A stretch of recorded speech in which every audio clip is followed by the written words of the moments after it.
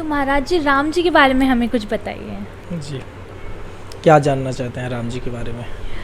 राम जी के बारे में कुछ ऐसा जो हमने ना सुना हो, या कुछ आपको जो लगता है अपने विचारों में, आप बताइए।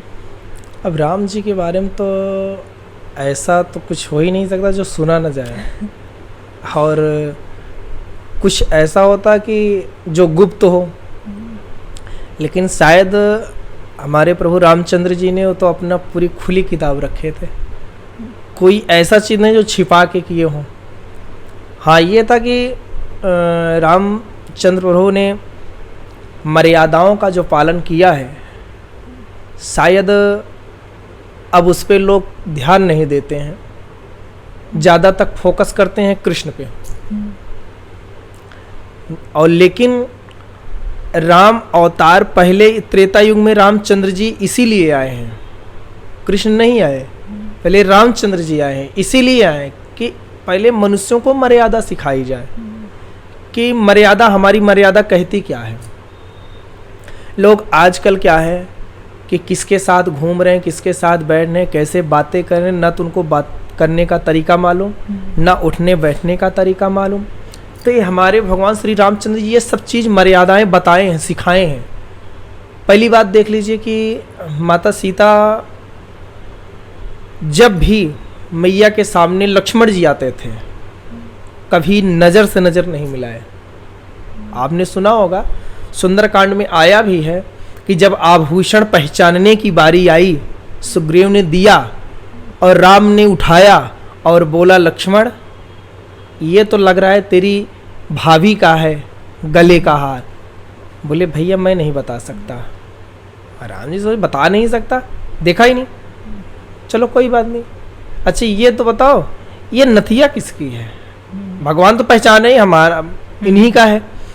अच्छा ये तुम्हारी भाभी का है, देखो। भैया हम नहीं बता। भैया मैं एक चीज़ पहचान सकता हूँ, अगर वो होगा तो मैं पहचान लूँगा। तो राम जी बोले, क्या? मैं भाभी के चरणों की जो बिछिया होती है वो मैं बता दूंगा वो भाभी की है या नहीं। तो इसका अर्थ ये हुआ कि देवर का मर्यादा ये कहती है, भाभी के सामने मर्यादा यही भगवान दिखा रहे हैं कि जब भी लक्ष्मण आए हैं और भाभी को देंगे तुरंत सर नीचे, और नज़र केवल माँ के चरण पे रहता था उनका। और जो भी प्रश्न करते थे चरण देख करके, नज़र से कभी नज़र मिलाया ही नहीं। वही बोले, प्रभु आज तक मैं भाभी का चेहरा नहीं देखा हूँ। सोचने की बात है, उसी घर में हैं सब लोग और देवर कभी भाभी का चेहरा नहीं देखा। मर्यादा ये कहती है। लेकिन आजकल जो बात पति से नहीं हो सकती वो भाभियों से हो रही है। ये मर्यादा के खिलाफ है। पहले इस पे विचार करना चाहिए। भगवान त्रेता युग में आए, कृष्ण से पहले आए, ये सब मर्यादाएं हमें सिखाए हैं किसको किस साथ कैसे रहना चाहिए। लेकिन आज के समय में सारी मर्यादाएं समाप्त हो चुकी हैं। माँ बेटे की भी मर्यादा खत्म हो चुकी है। और जबकि यहाँ तक है, शास्त्र कहता है यदि मेरा बेटा युवा हो जाए तो भले आप माँ हो, लेकिन एक आसन पे माँ और पुत्र को भी नहीं बैठना चाहिए। एक आसन किसके लिए है? उस बेटे के माँ बाप एक आसन पे बैठे। वही बालक जब बड़ा हो जाता है तब ऐसा अगर व्यवहार करे तो क्या वो समाज में ये अच्छा जाएगा विचार? नहीं, वहाँ गलत दृष्टि से देखा जाएगा। इसलिए पहली बात तो हमें मर्यादाओं को सीखना चाहिए। लेकिन आज के युवा वर्ग क्या है, कहते हैं भगवान श्री कृष्ण ने तो 16,108 शादी की है, क्या हम 2-4 नहीं कर सकते? पहली बात, मूर्ख, हम तो ये कहते हैं तुम मूर्ख हो, पहले समझो। वो मर्यादा पुरुषोत्तम है और ये लीलाधारी हैं, दोनों एक ही हैं, लेकिन इसमें लीला किए हैं। भगवान श्री कृष्ण भी मर्यादा पुरुषोत्तम है, लेकिन ये भी लीला किए हैं। कृष्ण लीला इसलिए कहा जाता है कृष्ण लीला।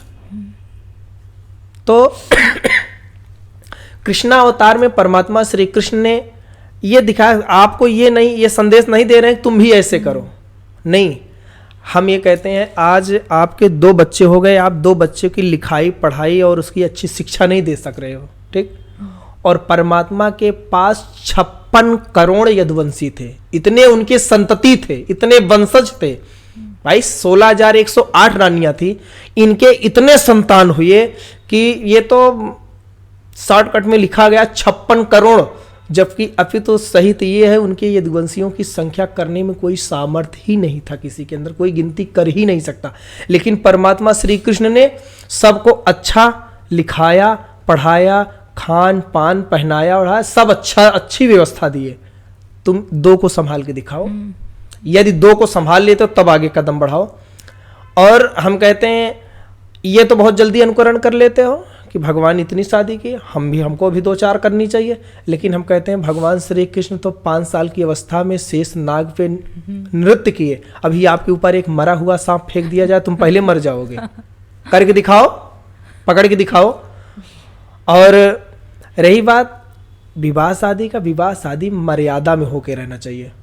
विवाह शादी भगवान श्री राम से सीखो, एक पत्नी व्रतधारी। यहाँ तक कि माता वैष्णो देवी त्रिकुटा रूप में, कन्या रूप में आई और भगवान को पाने के लिए तप करने लगी और बोली कि जब भगवान गए, बोले मैं आपसे विवाह करूंगी। रामचंद्र जी बोले मैं एक पत्नी व्रतधारी हूँ, इस समय मैं पत्नी की खोज में जा रहा हूँ। हे देवी, मैं वहाँ से लौटूंगा तो ठीक है, अगर तुम नहीं मानती हो मैं वहाँ से लौटूंगा, आपके पास आऊँगा। यदि आप मुझे पहचान लोगे तो मैं आपको अपनी पत्नी बनाऊंगा, अन्यथा नहीं बनाऊंगा। भगवान रामचंद्र जी आए, साधु वेश में गए। कोई और वेश क्यों नहीं धारण किया?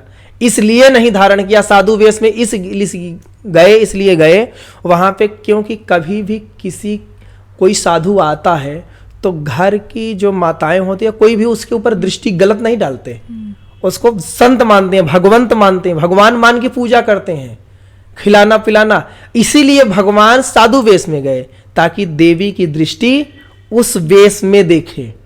और जब गए तो पहचान नहीं पाई। भगवान बोले कोई बात नहीं, आपने हमें नहीं पहचाना, इसलिए इस शर्त के कारण आप मेरी पत्नी नहीं बन सकती। मेरी पत्नी केवल जानकी है और जानकी ही रहेंगी, और मैं कलिकाल में आऊंगा तब आपको अपनी पत्नी बनाओ। तुझे मैं वरदान देता हूं, तुम जाओ त्रिकुटा पर्वत पे जाकर के तुम निवास करो। तो आज भी देवी वैष्णो देवी वहां निवास कर रही हैं। तो मर्यादा में रह के काम करना चाहिए, मर्यादा के विरुद्ध नहीं जाना चाहिए। छोटी छोटी बात में मर्यादा भगवान श्री रामचंद्र जी सिखाए। गंगा को चाहते तो परमात्मा एक पांव में पार कर सकते थे। जब विराट रूप लेकर के 52 रूप में वो त्रिलोकी नाप सकते हैं, तो क्या गंगा को पार करना उनके लिए कठिन था?